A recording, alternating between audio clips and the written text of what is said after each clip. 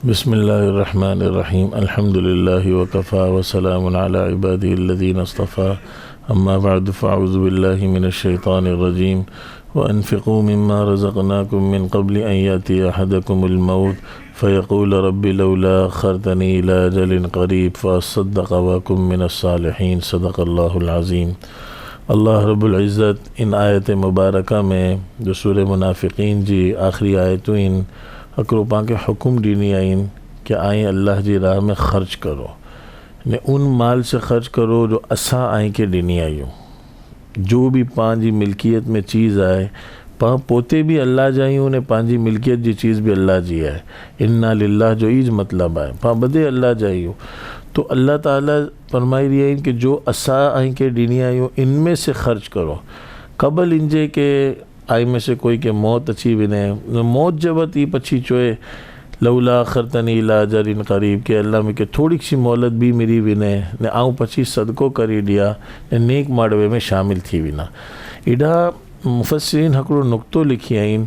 कि एॾा ई न तमन्ना मौत जे वक़्तु जो हिकिड़ी तमन्ना हुई थी ज़िंदगी जी मज़ीद तमन्ना हुई थी इनमें ई न है कि मूंखे मोहलत मिले तो मज़ीद नमाज़ पढ़ी गिना मज़ीद रोज़ा रखे गिना मज़ीद कोई भी इबादत करी गिना। हाँ सदके जे बारे में मौत जे वक़्तु ई मरण वारो तमन्ना करे तो कि मूंखे अगर मज़ीद मोहलत मिली वञे तो सदको ॾेई ॾिया। इन जे लिए कि सदको जो आहे इतनी वड्डी इबादत है। इन सदक़त लतुत्फ़िउ ग़ज़ब रब ये अल्लाह जे गुस्से के थद्दो करे तो तदफ़अ मीततस्सू बुरी मौत से इंसान के बचाए तो ये सदको ई माल के बढ़ाए तो युरबिस सदक़ात कुरान जो वादो है कि ये माल के वधाए तो ये अल्लाह के कर्ज़ ॾिनो है। मन ज़ल्लज़ी युक़रिज़ुल्लाह क़र्ज़न हसना केर है जो अल्लाह के सारो कर्ज़ हसना ॾिए सारो कर्ज़ अल्लाह जी ज़ात के मक़रूज़ बनाए माण्हू पछी अल्लाह उस कर्ज़ के लौटाए। सुभान अल्लाह ये हिकिड़ी तशबीह आहे हिकिड़ी मिसाल आहे। अल्लाह के पंहिंजे माल जी ज़रूरत न आहे लेकिन अल्लाह हिकिड़ो वादो करी रहिया आहिनि कि आई जो माल जो आई मुंहिंजी राह में ॾियो था ये अहिड़ो जाए कि गोया आई मूंखे कर्ज़ ॾेई रहिया आहियो ने पछी जो करीम हुए तो ये पोते जो कर्ज़ सारे तरीक़े से लौटाए तो अल्लाह जी ज़ात इनके पाके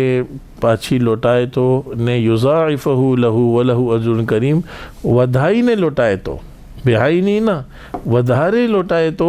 ने आखिरत में भी बहु ज़बरदस्त अजर पाके मिले तो ने ई वधनू किडा सुधी आहे मसलुल लज़ीना युनफ़िक़ूना अम्वालहुम फ़ी सबीलिल्लाह कमसलि हब्बतिन अम्बतत सबअ सनाबिल फ़ी कुल्लि सुंबुलतिन मिअतु हब्बा। अल्लाह हिकिड़ी मिसाल ॾिनी आहिनि कि जीअं हिकिड़ो दानो हुए जो 7 पौधा जिनसे निकिरनि ने हर पौधे में 100 दाना मज़ीद उनमें पैदा थी वञनि तो हिकिड़े दाने से 700 गुना कोई अगर बोए ने पौधा थी उनसे पौधे से वो निकरन तो ये हिकिड़े दाने से 700 दाना जॾहिं पैदा थी वञे तो ये केतिरो वधारे यानी सम्झण में अचे तो कि एतिरी वधारे बरकत थी हुई हिकिड़े दाने से तो अल्लाह ताला हिकिड़ी मिसाल ॾी रहिया आहिनि कि जो अल्लाह जी राह में ख़र्च करनि था इख़लास इन जे वास्ते हुए तो ने अफ़ज़ल सदक़त जहदुल मुक़िल बहुत तकलीफ़ से कमाई ने ख़र्च करनि था तो इन्हीअ जो अजर वधाई ने 700 गुना सुधी अल्लाह वधाई ॾिए तो हिकिड़े रुपए जो अजर 700 रुपए जे अल्लाह जी राह में ख़र्च करण जो अजर मिले तो ने रमज़ानुल मुबारक जे महीने में तो अल्लाह जे नबी सल्लल्लाहु अलैहि वसल्लम जी जो सखावत हुई ई तेज़ हवाएं से भी वधारे तेज़ थी वेंदी हुई। और बुखारी शरीफ जा अल्फाज़ आहिनि कि अजवद मा यकूनु फ़ी रमज़ान रिहिल मुरसला मिन रिहिल मुरसला तेज़ हवा से भी वधारे अल्लाह जा नबी सल्लल्लाहु अलैहि वसल्लम जी सखावत जो है रमज़ान मुबारक में वधी वेंदी हुई। तो मुंहिंजी जो अॼु जो मौज़ू जो ख़ुलासो आहे उही आहे कि रमज़ानुल मुबारक जे मुक़द्दस महीने में ने साल भर पां थोड़ो दीजे लेकिन दीजे ज़रूर सदको ज़रूर दीजे। कोई अल्लाह जे नाम ते मंगे तो अल्लाह जे नाम ते मंगन वारे के पाँ ना खाली हाथ ना लौटा दे न रो पाँ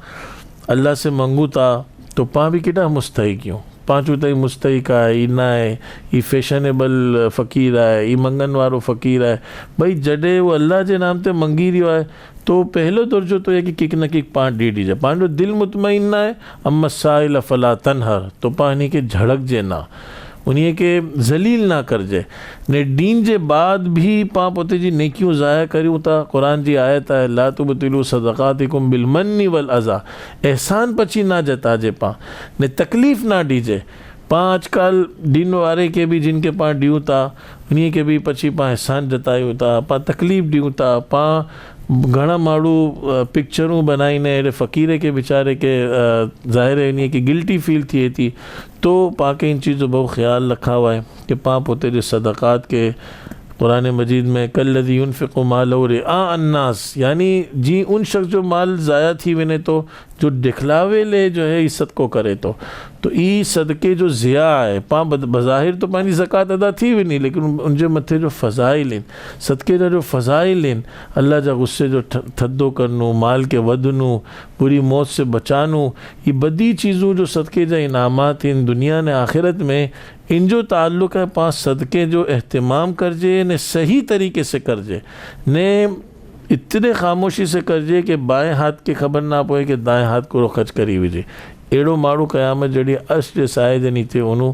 कि इनजे बाएं हाथ के ख़बर ना पए कि दाएं हाथ को ख़र्च करी ॾिने। बाक़ी छुपानू मकसद ना है, अगर कोई ज़ाहिर करे तो इन तुब्दु सदक़ात फ़निअम्मा है तो भी सारी ॻाल्हि है। बाज़ औक़ात ज़ाहिर करीने सदको माण्हू तो अल्लाह ले ॾीरी होए तो, लेकिन ॿिए के भी हिकिड़ो दर्स ॾिनो मक़सद होए तो कि पां फ़ी ज़ालिका फ़लियतनाफ़सिल मुतनाफ़िसून, ये भी कुरान मजीद जी आयत है कि आख़िरत जे कम में हिकिड़े ॿिए से अॻियां वधण जी कोशिश करो। मक़सूद पंहिंजी अल्लाह जी रज़ा है तो कुरान चए तो कि अगर तुम ज़ाहिर कर दो तो भी बहुत अच्छी बात है, लेकिन अगर चुप कर दो तो वइन तुख़्फ़ूहा,